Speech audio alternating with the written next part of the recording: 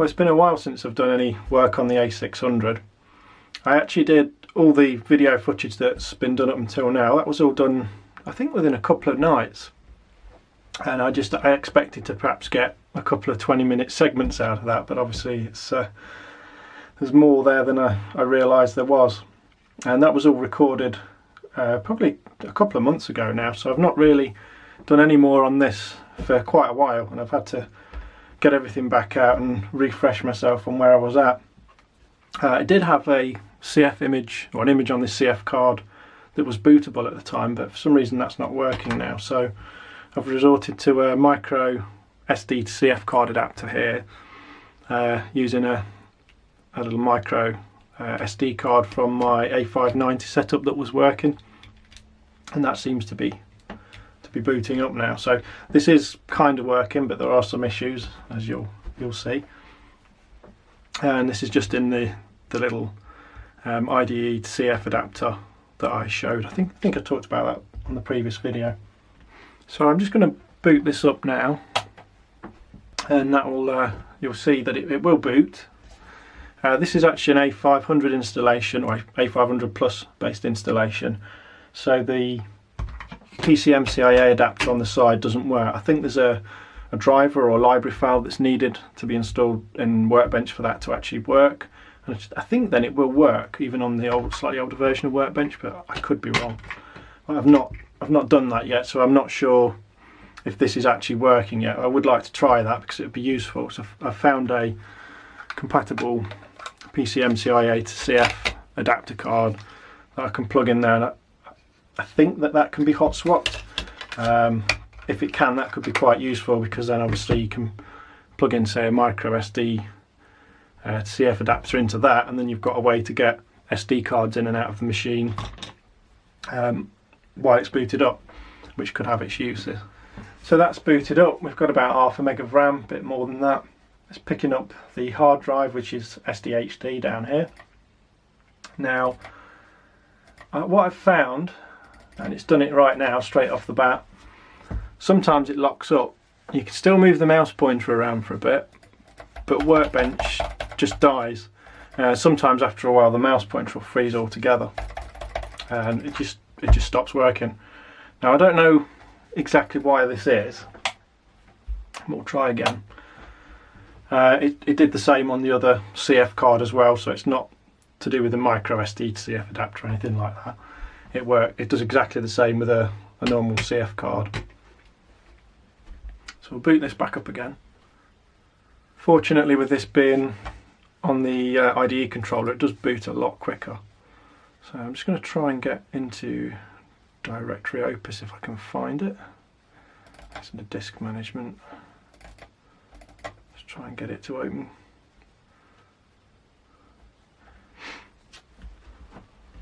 It's decompressing. And what's really strange about this is accessing files under Workbench itself seems to cause it to freeze. It's probably because we're low memory. I've got a memory expansion that I need to install actually. So it's gone into some weird cut down mode. That's typical. Okay, but you can see that's booted up and it's loaded directory Opus. We've got 2,000 bytes of RAM, and I can't even quit directory Opus, which is not very helpful. I can't even close it. There's no menu to close it. Not helpful. Yeah, we've not got enough memory to do anything. Okay, let's try that again. So I'm just going to plug this little 1 meg chip RAM expansion in that I've got, and we'll try that again. I've also got this 4 meg fast RAM expansion, but I've been having problems with it. I should have contacted the guy I bought this from and resolved this, but because I wasn't sure if the problem was this board or not, I've not done that, so something else I need to look into. And that's just died again straight away. So there's something that this is not happy about. The access light for the hard drive's off. It does flicker when it's reading. So it's not like it's hanging on a reed or anything, at least not obviously if it is.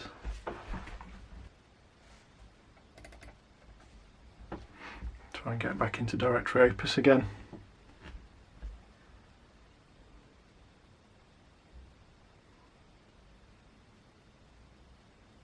Now we've actually got some memory free. You can see that's loaded up. If I click DH0, it loads up the file system. We can scroll around. And this is what I don't really understand. I can now happily just scroll around. I can open up various files. If I go into this sound folder, oh no, it's not that one. Where do we need to go? I've got a load of files stored somewhere. So if I go into the VBS backups, say folder 3, maybe not folder 3, I think it's folder 2.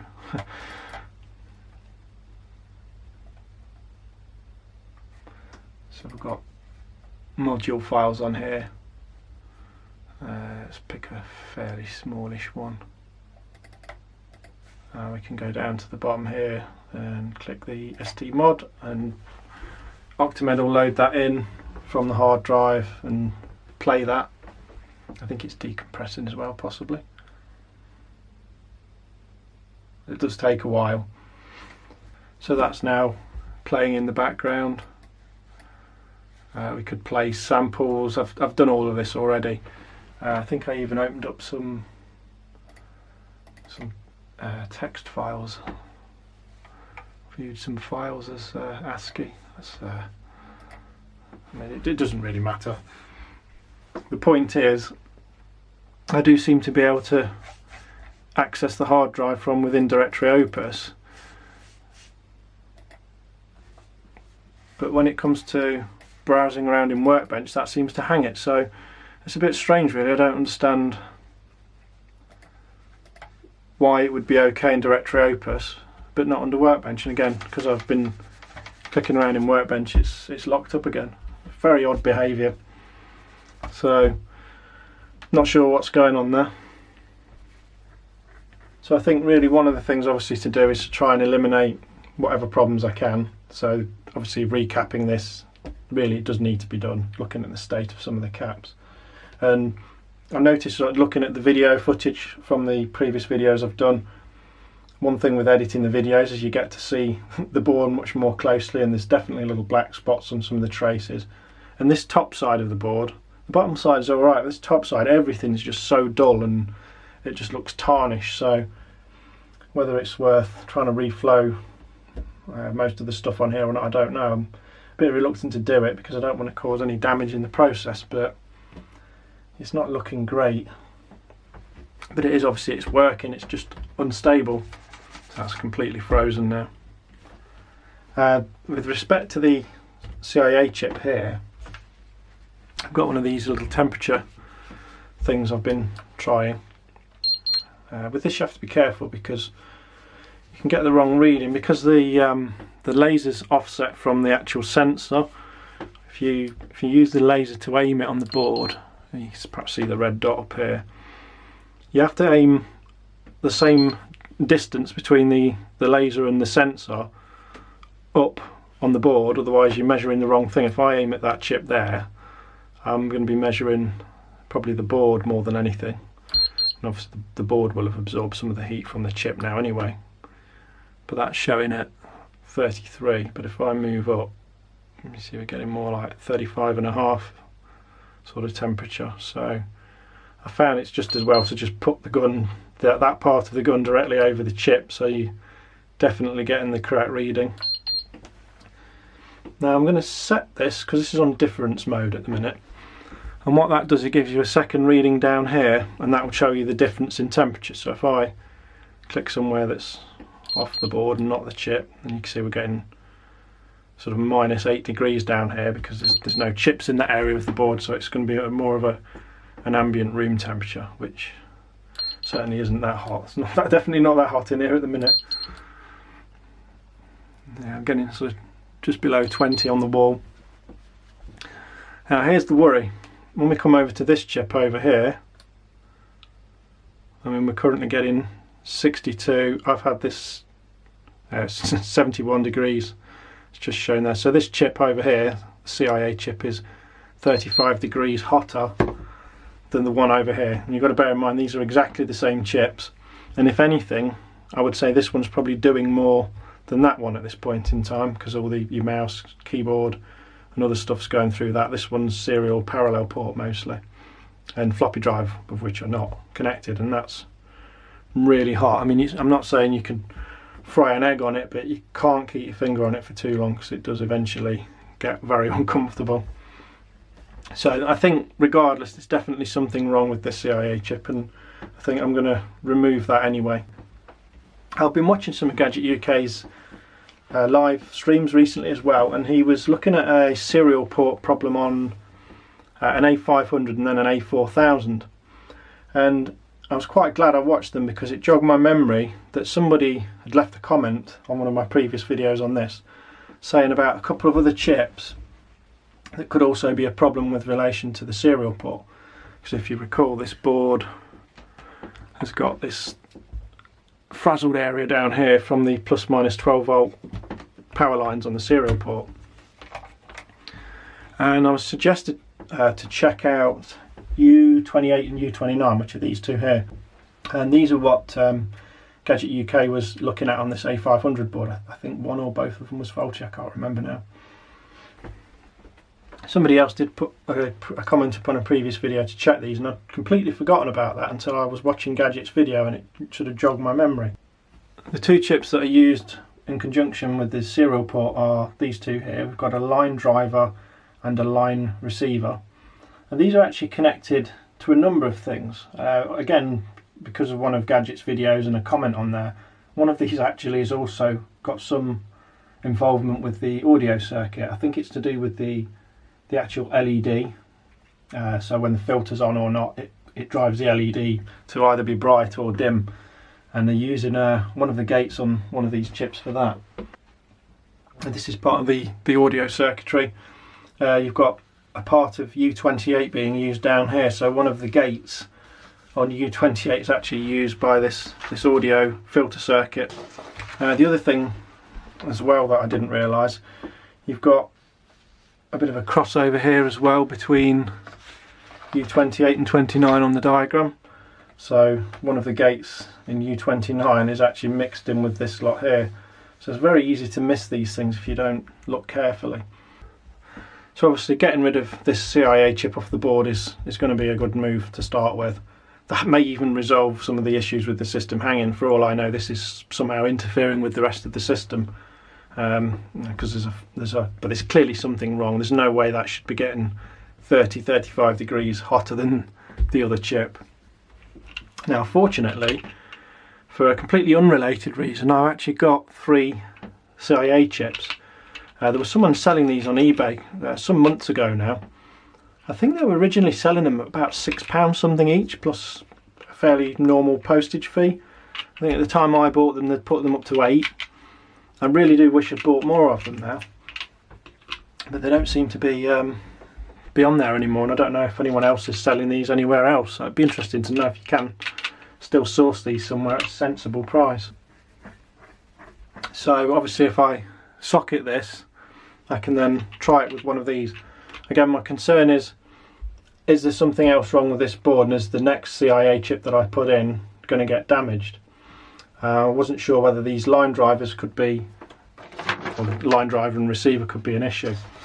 Now originally my thought was that maybe this plus minus 12 volts output had somehow got fed back in to the CIA, and the only real way it could do that is if it went through one of these chips, as far as I can see, although there is this other route here from, I think it's the ring pin. I mean, that's a possibility, but I don't know. I'm just, perhaps I'm being a bit too paranoid here with this, but I really don't want to put another chip in and kill it.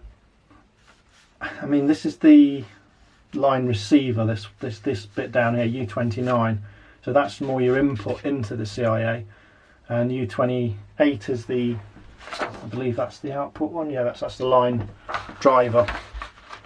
So I don't know whether there's any possibility that say a 12 volt power feed could be getting fed back into here if this was damaged. I do happen to know that U28, the line driver, does have a plus and minus, well, it's not quite 12 volt but near enough 12 volt feed into it. So I'd like to try and test these somehow. I'd like to try and test these two chips before I put a CIA chip on, but I'm not really sure exactly how to go about that, because I don't fully understand the differences in the voltages that are required to operate them. I don't want to start just shoving voltages in and blowing things up, obviously, so I need to try and get a bit of a better understanding of that first. From a little bit of probing around I've done with the multimeter, I feel fairly confident that U28 is doing what it should be, if I'm understanding how it works correctly. So I'm not getting any silly voltages out on pins that they shouldn't be coming out of. And as well, as I say, this is an output, so it's more the input side here. The other thing that I've realised with the serial port, and again this is something that I missed, it's very easy to miss things on these diagrams, but down here you've got TX and RX, so these are your transmit and receive, obviously, which go to your serial port connector down here. These don't go to the CIA chip at all. These actually go to the Paula chip. If you look over here, you'll see those same RX and TX labels, so they go into there, which I thought was a bit odd at first. And I know that on the Amiga the chips tend to be given, they've got the name, and they tend to be associated with a certain task. So the Paula chip's generally associated as being the sound chip, but obviously it does other things as well. As you can see up here, you've got a lot of the joystick functionality is fed into that as well, and obviously clearly some of the serial port functionality is here as well now. I suppose one of the reasons for that could be because obviously the serial communication needs to be quite tightly controlled in terms of the timing, and the sound chip is going to have obviously a lot of fairly accurate clock signals going on inside it, so I guess from that point of view it makes sense to drive the serial transmit and receive lines from a chip like that. So I found some data sheets on the line driver and line receiver chips that are used on the serial port. These have been quite interesting to read through and sort of try and get my head around how they work. There's quite a bit more to some of these things than you realise at first. So it's definitely been worth having a look. And that's the thing with something like this, yeah, there's fixing the problem, but I also think it's a really good opportunity to learn about how things work, especially on these older retro systems. You've got more things that are visible and accessible that you can physically look at, and you can even perhaps probe and test to see what's going on. That's not something that's so easy on your modern PCs. So apparently it was hot enough to fry an egg.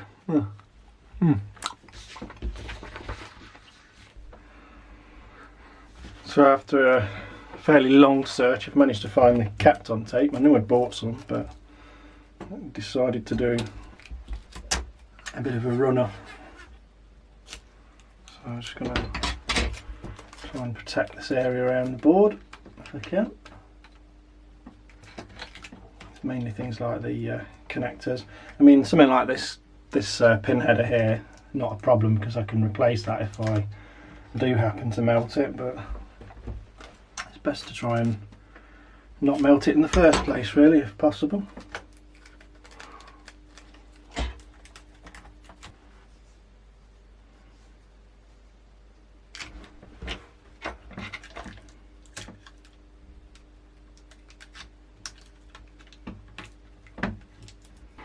I bought a little bit of a selection of different sized Kapton tapes.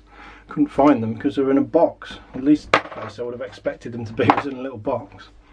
I thought they were in a jiffy bag, so I'll try and heat the area up a fair bit first and then turn the heat up. I think that's what I'm going to do.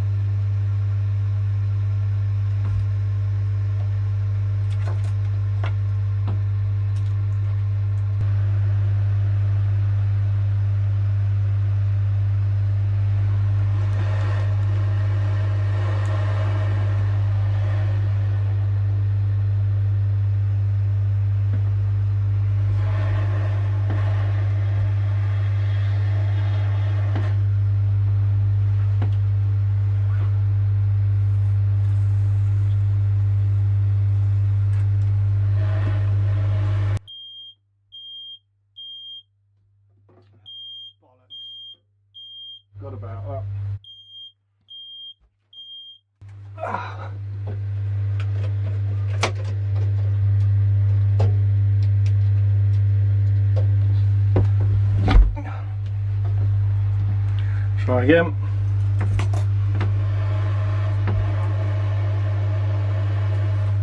Airflow's really high.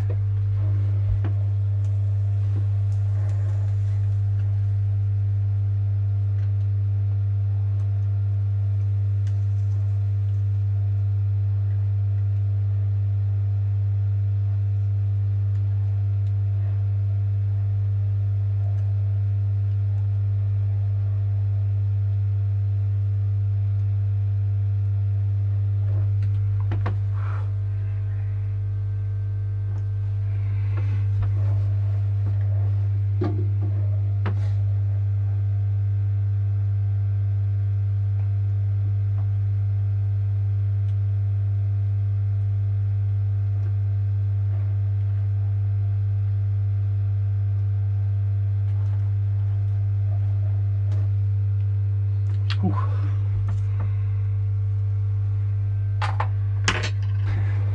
Yeah, so there was a fair bit of smoke off of that flux. I'm not so sure about this flux I've been using. Not sure it's the best stuff. Let's have a look. The connector looks intact. I think it's just got flux residue on it. By the looks of things, but that seems to have come off nice and cleanly.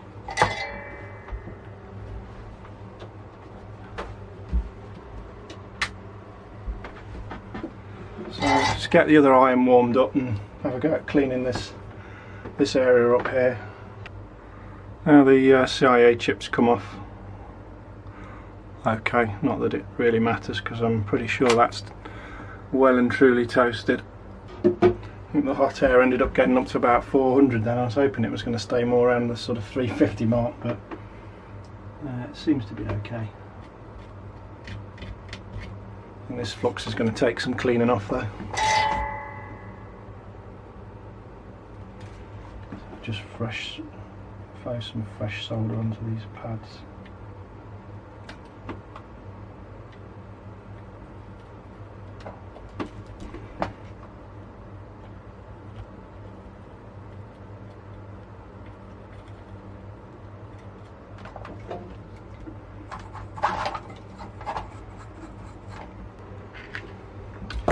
Still haven't sorted out my decent irons, or better irons I should say. Perhaps decent's not the right word.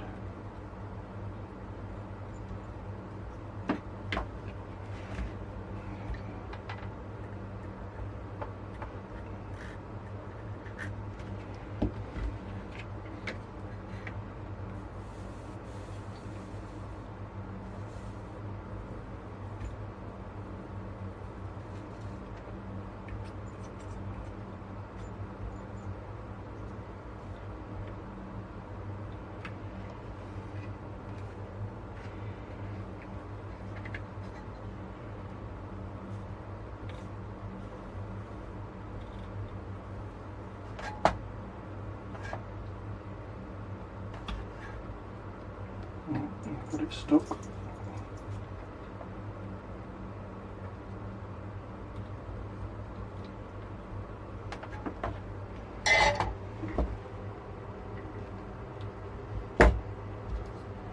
I don't think this wick is the best stuff. I've bought some other stuff which I've not tried, so we'll give this a go.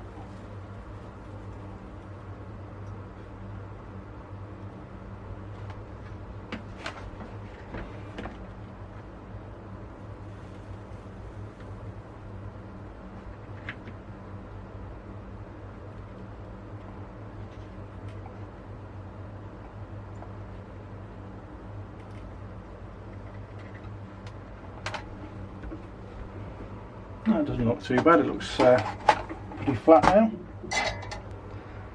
Definitely got to get some kind of air extraction in here because this is a very small space as well, so it just makes it even worse dealing with any kind of smell like that. I've got an air filter in here and I've actually got one with an active carbon filter which is downstairs. I could swap them round, so that's probably something that will help, but I think I need some kind of proper fume extraction. I've got a little carbon filter fan thing which Really, I should have set that up because that would have helped, but I didn't think about that. So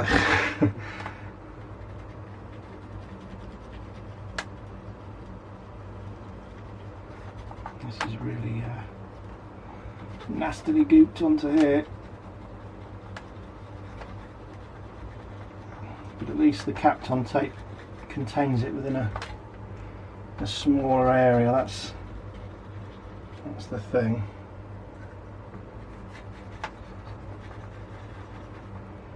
That's another reason I taped it up so much, and I tried to tilt the tape in towards the chip so that if I put the flux on as I did, then it would guide it towards the chip rather than it just spilling across the rest of the board.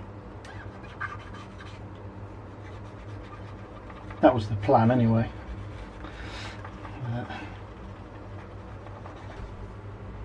Yeah, the pinhead is fine, no damage on that at all. So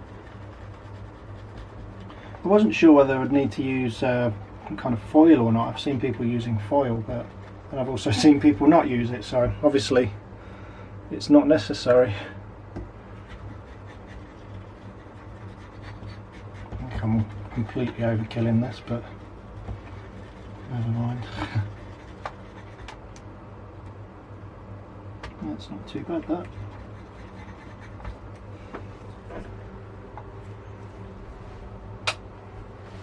So just tidy up a little bit and we'll try this again. So just powered on and we'll see what we get. This place is like a bomb site and all I've done is remove one chip. So we're booted up, we've got our 1.5 meg again.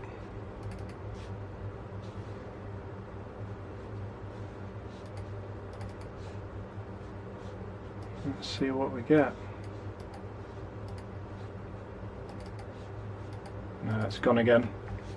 So that's made no difference to the stability, but that's not a problem. At least that's been removed now, and that's not getting hot or going to be able to cause any other problems. So it's getting quite late now. I think I'm going to leave it at that.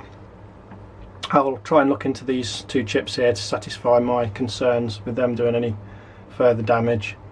Obviously at the minute they can't because there's no CIA chip.